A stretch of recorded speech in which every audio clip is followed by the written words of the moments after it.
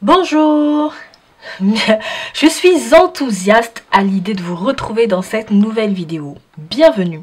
Nous allons parler de budget, notamment répondre à la question de savoir, ou du moins à la préoccupation selon laquelle je n'ai pas encore bien compris la méthode des enveloppes budget avec un budget base 0. Donc, je l'avais un peu expliqué dans les vidéos précédentes et puis même sur Instagram, je crois, je sais plus. Je vais essayer d'expliquer en prenant un exemple concret. Donc, on va faire un budget type pas à pas. Si ça t'intéresse, ne pars pas et on se retrouve tout de suite après ça.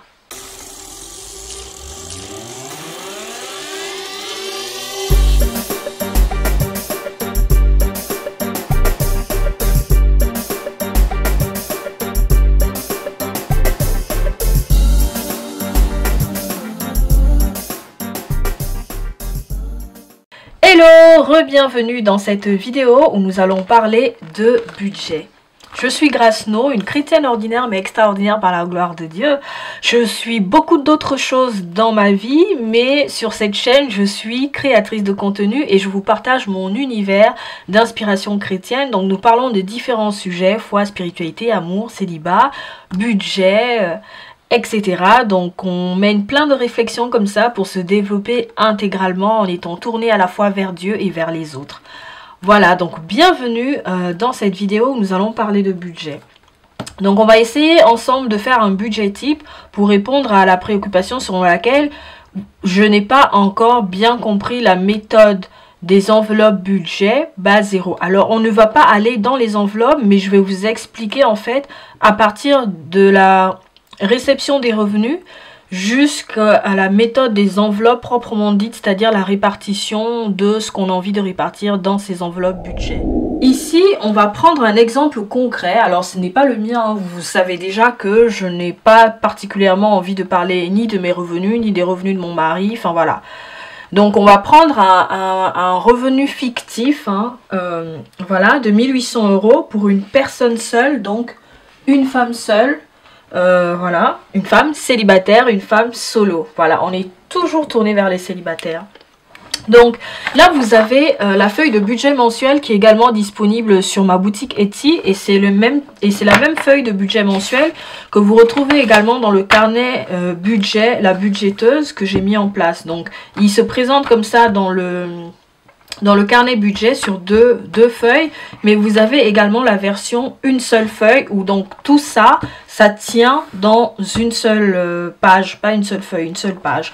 Donc ici je l'ai imprimé en recto verso, voilà, comme ça fait des économies sur des pages. Donc ça c'est le calendrier qu'il y a dans le carnet budget. Bon, c'est pas l'objet de la vidéo, donc ici je vais vous représenter ça, j'espère que vous allez bien voir. Ici, vous avez les revenus mensuels, que ce soit des revenus fixes ou variables.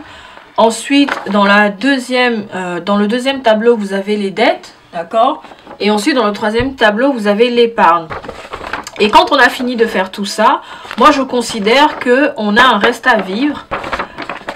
Et ce reste à vivre, on va le répartir entre les dépenses fixes et les dépenses variables. Pour d'autres personnes, le reste à vivre, c'est lorsqu'on a déduit les dépenses fixes. Mais moi, je considère vraiment que le reste à vivre, c'est quand on a fait ces 3 premières étapes que beaucoup de gens ne font pas. Et pourtant, c'est important, ce que j'ai déjà expliqué dans d'autres vidéos.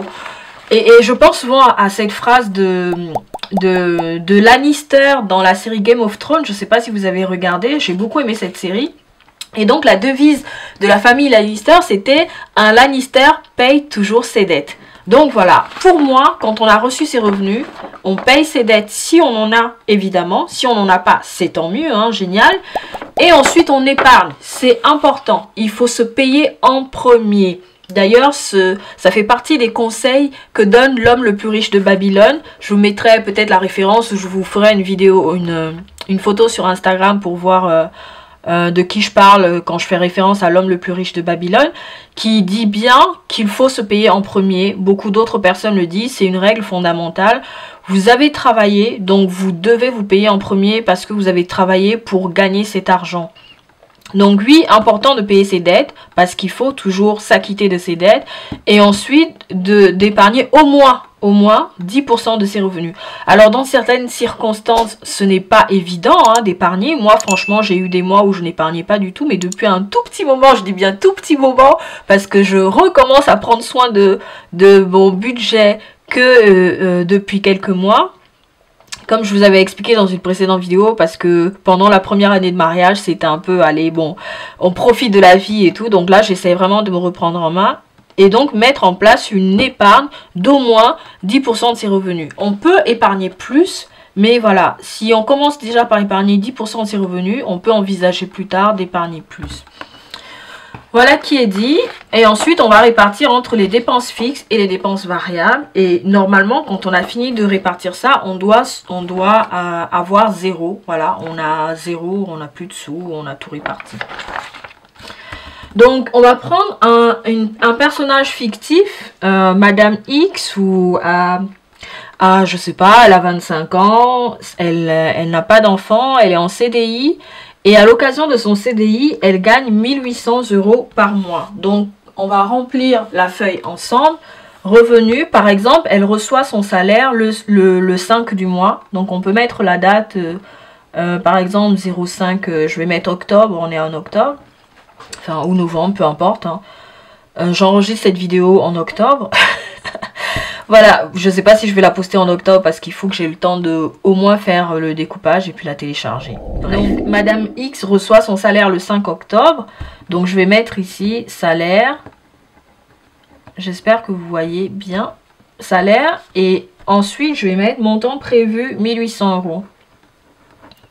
1800 €. Alors, je mets montant prévu, montant réel parce que si on est en CDI, on sait à peu près ce qu'on gagne tous les mois. Donc, il faut d'abord dépenser son argent sur papier. Donc, on fait d'abord un budget prévisionnel. On prévoit, on essaie de voir un peu, on prépare le mois à l'avant, genre une semaine avant d'entamer le mois. On regarde déjà, on n'a pas encore reçu son salaire.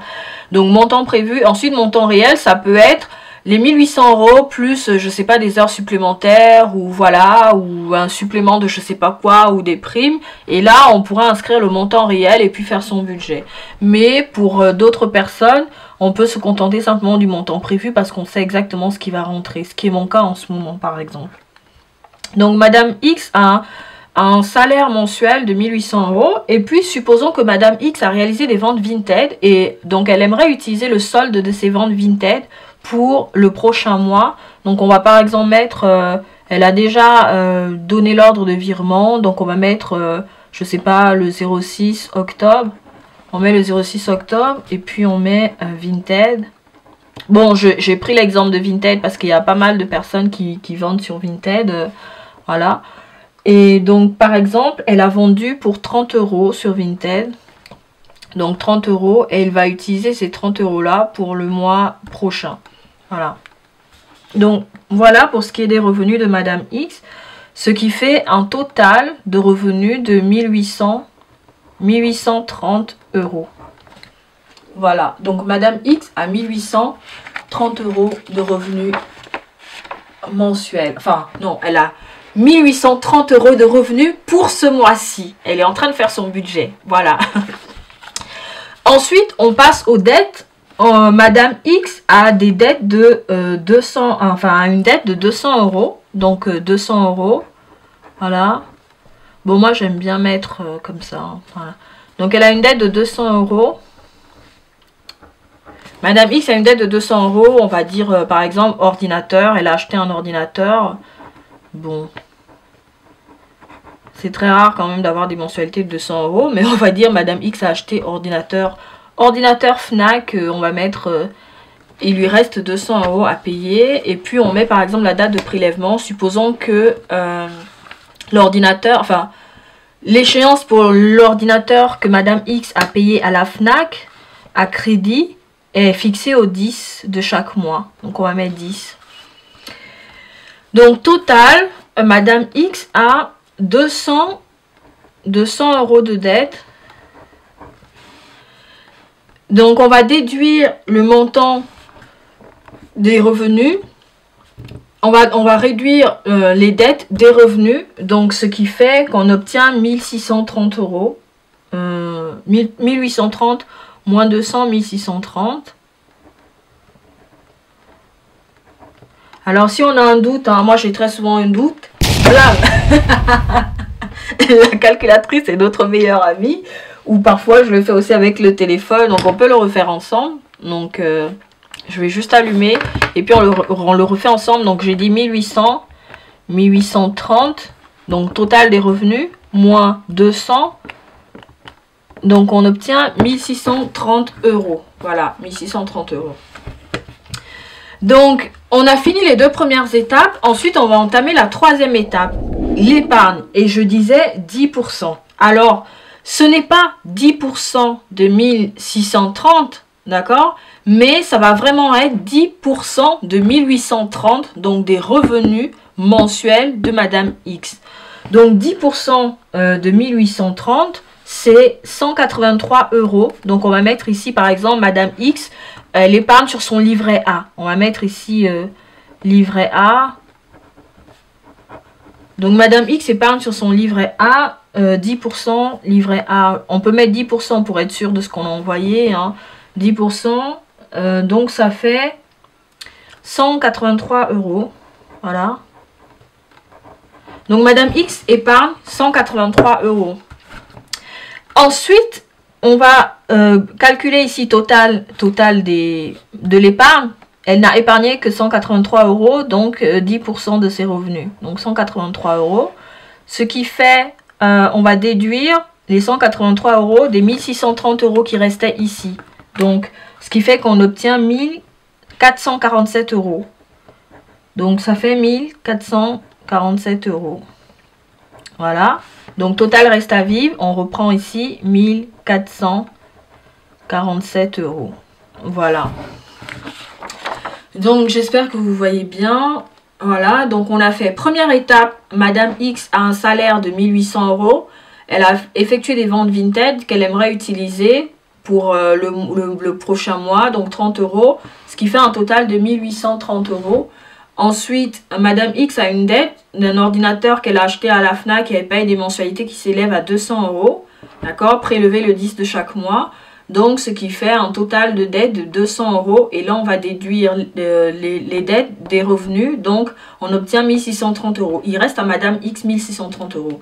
Ensuite, on arrive à l'épargne. Et comme je disais, l'épargne, c'est au moins 10% de ses revenus. Ce n'est pas 10% de ce qui reste ici, mais c'est 10% de 1830 euros de ses revenus. Ce qui fait qu'on obtient un total de 183 euros que Madame X va virer sur son livret A, parce qu'elle épargne sur son livret A. Et quand elle a payé ses dettes, fait son virement sur le livret A pour son épargne, on obtient 1447 euros. Il reste à Madame X 1447 euros pour vivre. Et c'est là qu'on passe à la deuxième page. Donc au recto, on a les dépenses fixes et les dépenses variables. Donc d'abord les dépenses fixes. Concernant les dépenses fixes, on va dire que Madame X a des dépenses de sport. Donc sport, voilà. Qui s'élève, donc elle paye un abonnement de 40 euros. Voilà. 40 euros. Ensuite, elle paye une box internet. Une box internet à 37 euros.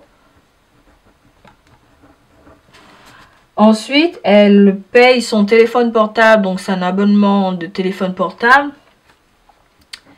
Voilà. Donc, portable à 35 euros. Ensuite, Madame X paye aussi un loyer. Fallait commencer par ça d'ailleurs. Un loyer de 450 euros. Et une mutuelle santé. Une mutuelle santé à 50 euros. Voilà.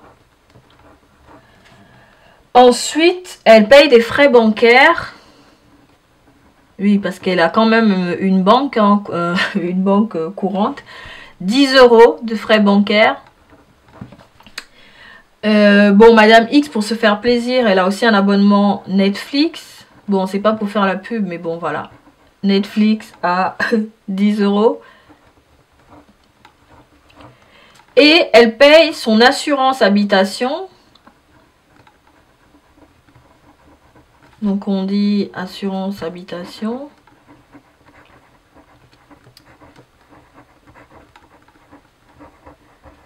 Assurance habitation à 90 €. Voilà.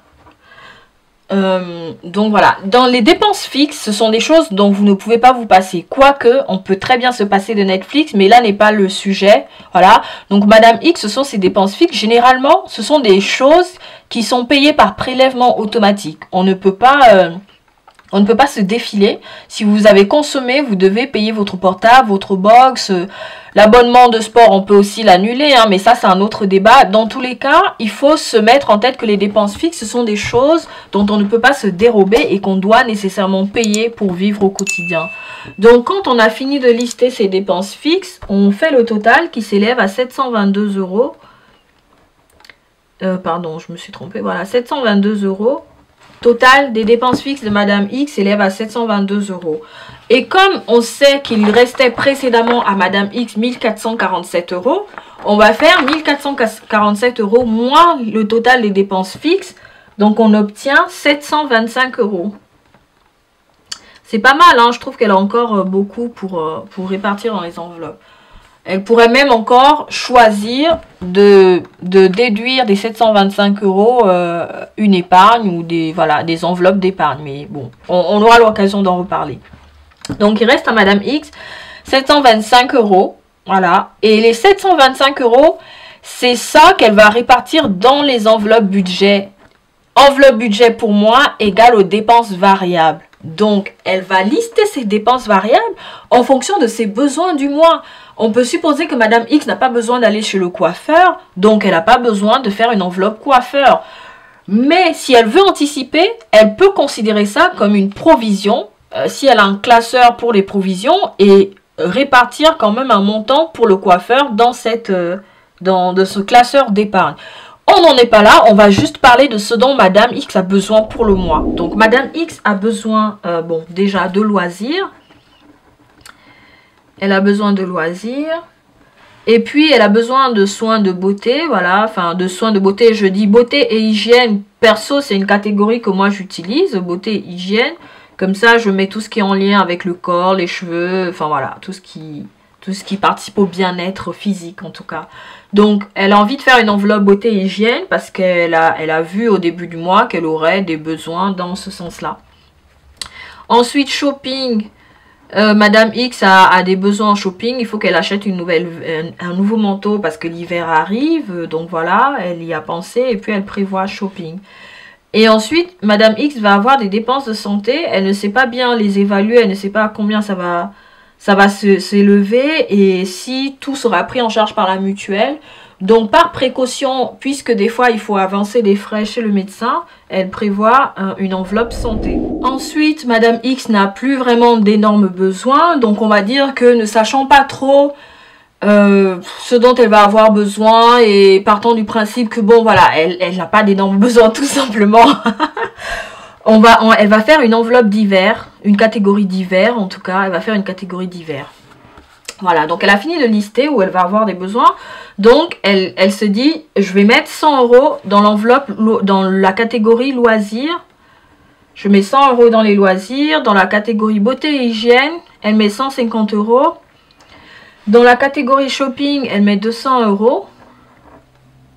Dans la catégorie santé, elle met 75 €. J'allais écrire santé, mais c'est pas ce qu'il faut écrire. Je vais effacer ça. Voilà, donc je vais juste effacer comme ça. Dans la catégorie santé, Madame X va affecter 75 €. Voilà, 75 €. Et dans la catégorie d'hiver, Madame X choisit de mettre 200 €. Voilà. Donc Madame X a fini de réfléchir et de définir ses catégories et le montant qu'elle affecte à chaque catégorie pour le prochain mois. Donc, ce qu'elle va faire ensuite, c'est de décider de la répartition ici. Donc, est-ce qu'elle va gérer cette catégorie-là en espèces ou en carte bancaire? Donc, Madame X choisit de gérer les loisirs en espèces. Voilà. Donc elle met espèces. Souvent j'abrège ESP, voilà. Beauté hygiène, elle choisit de gérer ça en espèces aussi. Shopping, elle choisit de gérer ça en espèces. Santé, elle choisit de gérer ça par carte bancaire, donc CB. Et divers, elle choisit de gérer ça en espèces. Voilà. Donc, elle va gérer les loisirs en espèces, beauté et hygiène en espèces, shopping en espèces, santé par carte bleue et divers en espèces. À partir de là, Madame X sait comment elle va faire. Donc, déjà, elle fait le total. Le total de tout ça, c'est 725 €. 725 €. Donc, vous vous rappelez qu'il restait à Madame X 725 € après avoir payé ses charges fixes. Donc, elle a réparti tous les 725 € ici. Donc, ce qui fait qu'il lui reste 0 €. C'est pour ça qu'on parle de budget base 0. Ça veut dire qu'on va vraiment affecter chaque euro à un poste de dépense. Et comme ça, on ne s'en inquiète plus. On essaye de s'en tenir au poste de dépenses qu'on a défini au début du mois. C'est aussi la raison pour laquelle on fait par exemple une catégorie divers. Parce qu'on ne sait jamais ce qui peut arriver. Donc, on a une catégorie divers. Donc ça, c'est vraiment le basique du budget base 0. Après, on peut avoir des subtilités concernant les enveloppes d'économie, les enveloppes de provision, etc. Mais bon, ça, c'est vraiment, ça s'adapte à la pratique de chacun dans son budget. Mais le plus important déjà à comprendre, c'est ces 3 étapes-là et puis les 2 dernières étapes, notamment la répartition des catégories et donc des enveloppes budget. Et voilà, donc elle a réparti tous les 725 € et il lui reste 0 €. À partir de là, Madame X a son budget mensuel qui est fait. Donc elle prend ses enveloppes budget, elle fait le retrait égal à toutes ces sommes-là, sauf sans les frais de santé qu'elle va laisser sur le compte. Ou alors, si elle a un deuxième compte, elle peut les virer sur ce deuxième compte-là pour pouvoir gérer par carte bleue les dépenses de santé. Madame X va faire son retrait et ensuite elle va faire sa répartition. Et en fait, ce sont toutes ces répartitions-là que vous voyez partout sur Internet où les gens, ils font des répartitions dans leurs enveloppes physiques, d'accord, pour leur budget mensuel parce que les personnes choisissent de gérer leur budget en physique, donc en espèces. Et puis, il y a d'autres personnes qui gèrent par carte bleue. Moi, j'ai choisi de faire une case répartition parce que ça me permet de savoir ce que je gère en espèces et ce que je gère par carte bleue. Voilà. Et donc, je peux faire un tracker pour les cartes la carte bleue et puis les espèces, bah, il y a des trackers dans les enveloppes budget. Voilà. Et si ça vous intéresse, je vous offre des outils gratuits sur un Dropbox dont je vais mettre le lien dans la barre d'infos de cette vidéo. Vous cliquez dessus et puis vous allez voir ce qui vous intéresse. Il y a notamment le design que moi j'utilise en ce moment et puis j'en ai fait un autre dont je vous fais notamment le tuto de fabrication dans une vidéo YouTube que je vais vous mettre également en barre d'infos. N'hésitez pas à aller voir, ça peut peut-être vous intéresser. Et puis concernant cette feuille de budget mensuel, vous pouvez la télécharger dans ma boutique Etsy. Voilà. Si ça vous intéresse, vous avez également la version une seule page, c'est-à-dire que toutes ces étapes-là vont tenir sur une seule page. Comme ça, ça évite d'imprimer recto verso ou d'imprimer sur 2 feuilles différentes. Voilà. Donc j'espère que cette vidéo vous aura éclairé sur le budget mensuel d'abord, ensuite sur le budget base 0, deuxièmement, et troisièmement sur les enveloppes budget. Voilà. Donc n'hésitez pas à vous abonner sur YouTube, Instagram et Facebook. Généralement quand je ne poste pas sur YouTube, je suis au moins présente sur Instagram et Facebook et TikTok aussi. N'hésitez pas à me laisser un commentaire avec bienveillance, j'insiste là-dessus. Je veux bien que les gens échangent, mais que les gens échangent avec bienveillance et respect les uns envers les autres. On est là pour apprendre ensemble, pour grandir ensemble, pour se développer intégralement tous ensemble. Voilà. Donc merci d'avoir regardé cette vidéo jusqu'au bout. Je vous dis à très bientôt dans une autre vidéo. Ciao!